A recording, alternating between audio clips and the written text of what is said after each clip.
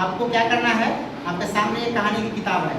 इस कहानी की किताब में जो भी कहानी है बिल्ली के बच्चे के बारे में, उसको जोर से बोल के पढ़ना है और ऐसे पढ़ना है कि आपको भी समझ आए और सामने वाले को भी समझ आ जाए। ठीक है, आप तैयार हैं? शुरू करें? शुरू कीजिए। बिल्ली के बच्चे।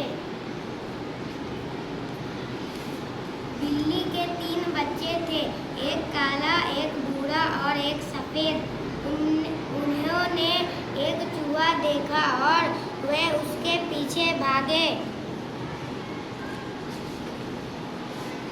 चूहा उछलकर आटे के डिब्बे में कूद गया।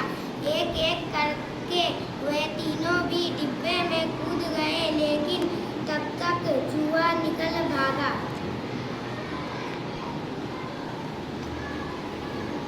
तीनों बच्चे मायूस होकर डिब्बे से बाहर निकले। तीनों का रंग सफेद हो गया था।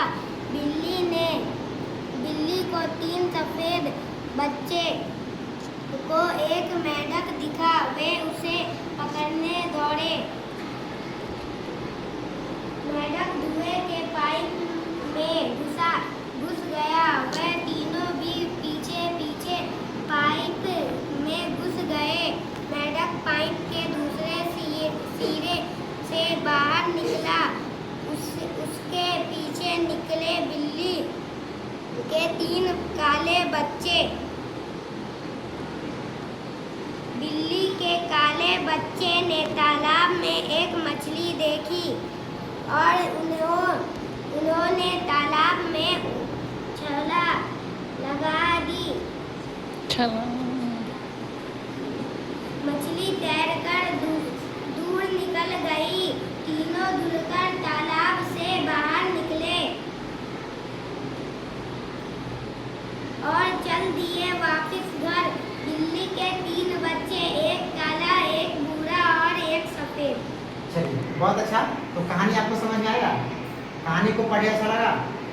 कहानी के बारे में छोटा मतलब थोड़ा सा कुछ बताना चाहेंगे? बिल्ली के बारे में क्या क्या कहानी लिखा तुम बता सकते हैं क्या? जैसे बोलिए। बिल्ली ने एक चूहा देखा और वो तीनों उसके पीछे भागे तो आटे के डिब्बे में चले और फिर से तीनों सफेद बन गए। और फिर मेंढक को पकड़ने गए तो पाइप में घुस गए तो उसमें से काले होकर निकले। और फिर नदी में गए तो धुलकर फिर सब वही रंग में आ गए। क्या बात, बहुत अच्छा। ताली बजा दीजिए इसके लिए। इसे बोलते हैं स्वतंत्र पठन। मतलब कि आप अकेले अगर पढ़ते हैं तो उसकी पढ़ी हुई बातों को अर्थ ग्रहण कीजिए, समझिए।